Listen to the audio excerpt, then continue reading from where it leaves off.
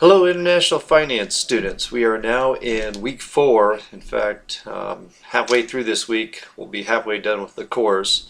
So I should have everything from week 3, the exam, graded by Tuesday this week. For this week, you have 2 chapters. First chapter, chapter 7, deals a lot with theory, with purchasing power parity, the relationship to interest rates. This week's chapter is a little bit more technical read, so when you go through a lot of the examples, just kind of go slow with the math, make sure you understand what's going in either direction.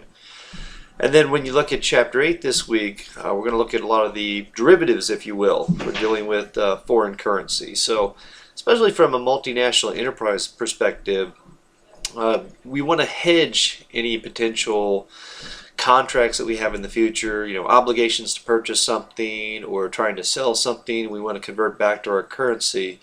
So ways that you can protect yourself is through options. You could also do futures contracts, and there's also a variety of swaps that we read about in this chapter.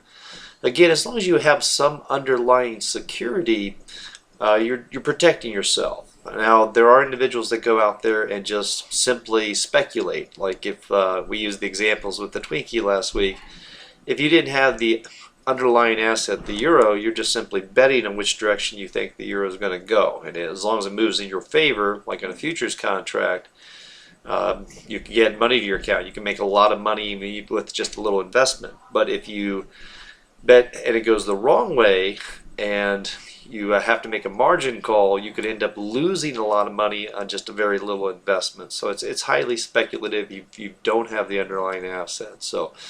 But also they give examples in this week's chapters where someone could look for arbitrage opportunities with interest rates or dealing with any of these derivatives to try to make money. It's something that speculators and investors do in the market all the time. But for this course, we primarily look at the theory and look at the different tools that a multinational enterprise could use, mostly try to protect themselves, hedging. And even they talk a little bit in the text there about the swaps as another opportunity too. Maybe perhaps swap one currency and one interest rate for a period of time to allow for any fluctuations.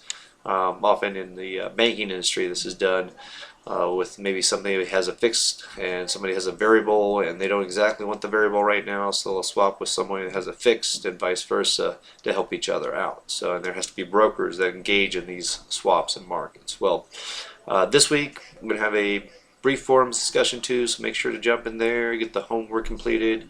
Your first paper is due also, so have a great week. Hey, the Chiefs got a great win today, so that was good. So if you do have any questions, do email me, but talk to you soon.